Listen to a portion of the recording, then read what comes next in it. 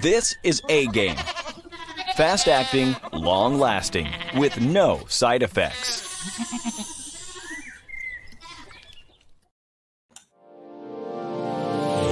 Hey all my Crimsonites, and welcome to the Crimson Cure channel, where we embrace our femininity, increase our womanly values, and celebrate our brothers. So join me on our feminine journey to learn, heal, and grow. Hey there, my Crimsonites, and welcome to the Crimson Cure channel. I'm your host, femininity coach, and author of The Crimson Cure, and this is my perspective. So what we're talking about today is how Black women are using the system, how they're using their education, how they're using their profession against Black men, and really against Black men. I've got a picture that I saw on Twitter that I want to share with you guys, and pictures are worth 1,000 words, but there's also a caption with it. And I just want to share this with you guys just so you can see what I'm talking about. If you can see this picture, I'm not able to make this picture any bigger. The caption reads, "A note to all professional Black women. Want to know why you're alone at the top? Look no further than this picture of incoming law class at my alma mater, Howard University. There is a war on Black men in this country, and a lot of our so-called HBCUs are perpetuating it." And I agree that a lot of the HBCUs are now perpetuating it just because of this gynocentric slant that everybody's on, the intersectionality, and we've got to have diversity. And diversity nowadays doesn't just mean mix Black people in with white people. It means more women than men. Specifically, if you're going to talk about it by race, we're going to have more Black women than Black men, because supposedly Black women are this marginalized group of people. And if you can see this picture, I don't know if you can make it bigger for yourself on your screen or whatever, but I can't make it any bigger on mine. The group of people here is overwhelmingly women. There are some men sprinkled in here. If you're able to look closely, there are some men in this picture, but very few in a sea of women, in a sea of Black women. And this is disturbing because not only are the HBCUs culprits, Black women themselves are actually culpable as well in this.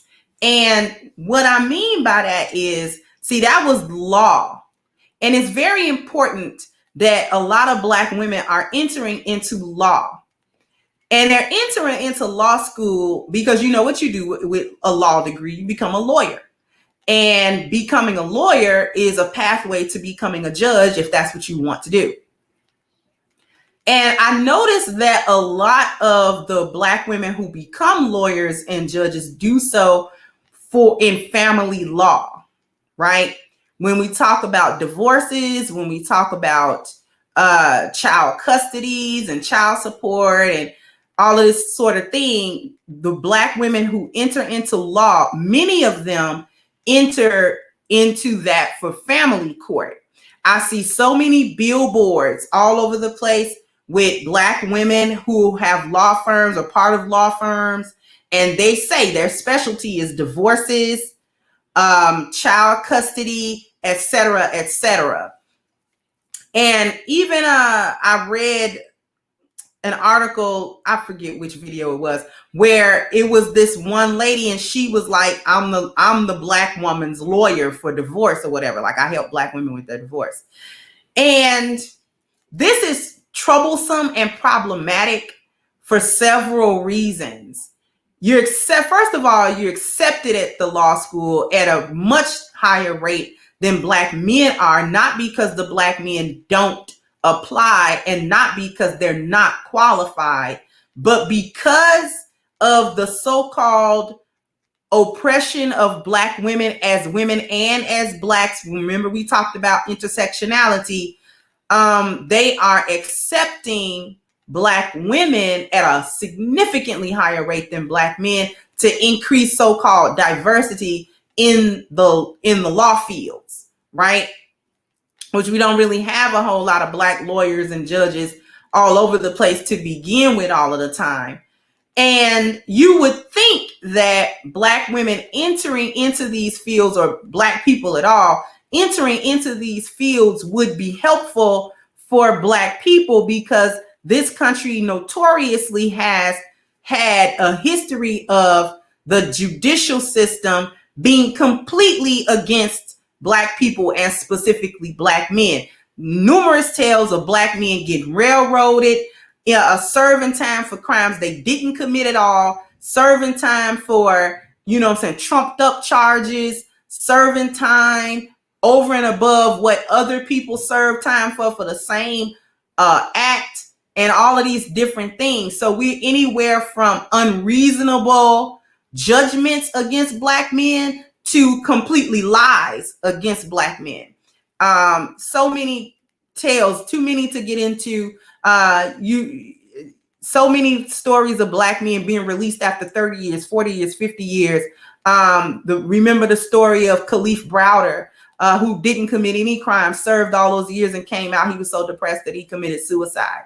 So many black men over the course of many, many decades in this country being railroaded in the judicial system. You would think that black people actually entering into those fields would be a boon to black people, especially to black men who get churned in and out the system more than any other demographic of men.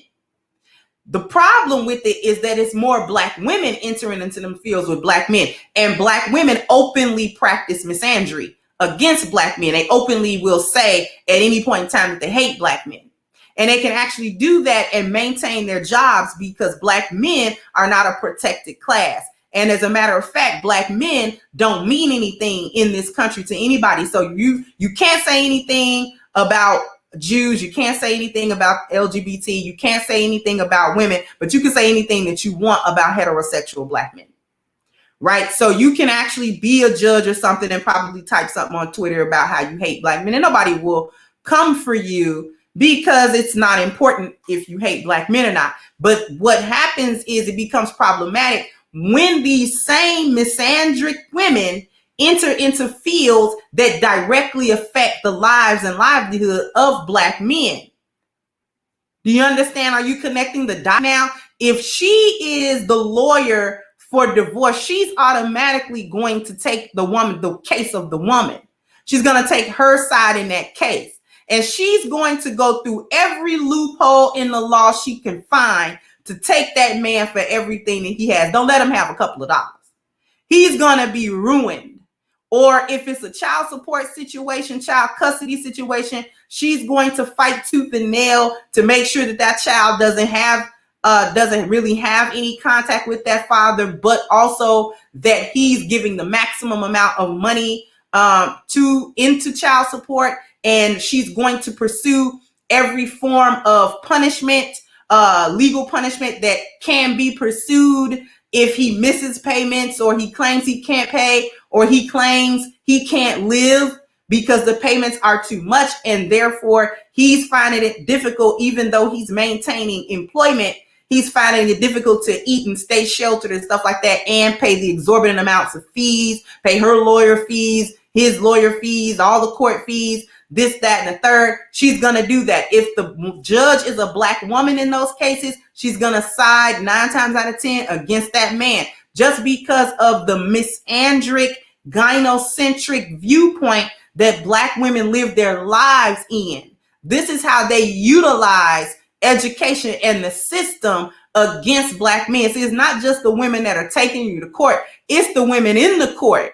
It's the black women that are in the court that's causing the problem. It's a control mechanism against black men. And really, it keeps the families fractured, because for the black women who are judges in those situations, I don't find any statistics or anything that says that she's going to have a little bit more leniency or a little bit more empathy or understanding to try to keep a Black family together. She's not going to use her platform, her station, her position to make it better as best as she can. She's not going to use it. She's not going to say, you know what, I'm not going to approve of any type of thing that stops these children from being with their father. And if he comes to the court and he complains that you aren't allowing him proper visitation according to these documents, you're in trouble, ma'am, because we're not going to do this. She's not going to use that station for the best interest of the child. She's going to use that station as for the best interest of the other Black woman. Because they use this stuff to support each other in the foolishness and support each other in the destruction of the Black community, the Black family, and everything else. And for the uplifting and empowerment, girl, you got to get the bag. We're going to make sure. You know what I'm saying? We're going to try to get this particular judge because we know this particular judge thinks a certain way and is going to take the case a certain way. So we're going to try to avoid this judge, get into this judge. Or, you know what I'm saying, Black women are starting to realize that they can try to find a Black female lawyer and she's going to be just as gynocentric. She's not going to just deal in the law. She's going to be like that sister girl stuff like, girl, I got you. You know what I'm saying? We're going to both take this dude down, you know, or whatever the case may be. Or even if she's in criminal cases, she's not going to try to place steps where the Black man is going to be rehabilitated, even if he's a minor, even if he's a young Black man, and this is maybe a non-violent crime or something like that, or even just reasonable sentences. Okay, he's a criminal. He got caught. He's having his day in court. Fine. Okay, you're the judge. Just if you don't have to throw the book here for everything, just give him a reasonable sentence. White judges and white lawyers do it all the time.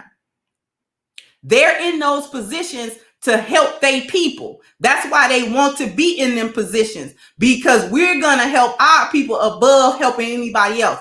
Black women don't get into those positions for that reason. They use that position as a control mechanism for Black people. They control the narrative. They try to control as best they can the trajectory of Black men's lives into destruction.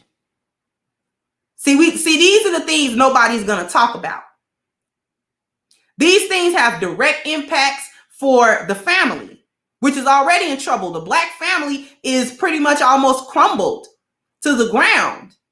She's not coming in to utilize the education that she had and the career path that she chose and her position as a lawyer or judge or whatever to say, you know what, I'm going to use this as best I can to try to fix what I see as broken in the Black community. So I'm not going to make rulings that are specifically there to tear down. I'm going to make better rulings that are going to help these families come back together, or at least have some functional co-parenting going on. At least at the very minimum, I'm not going to be so incredibly biased in favor of the woman.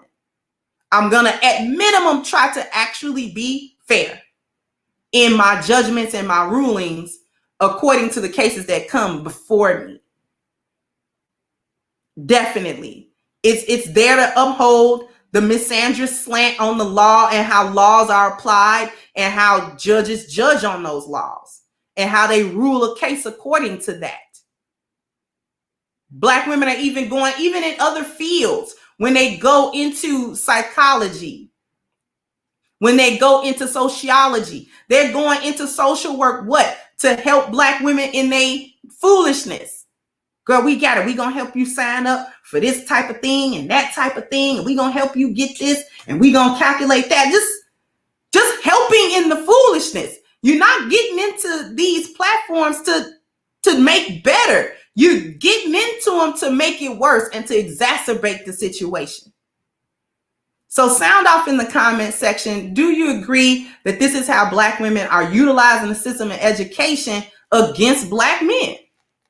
Sound off in the comment section, like, share, subscribe to the video if you have not. Once again, my name is The Crimson Cure, and this was my perspective. Bye-bye, Crimsonites.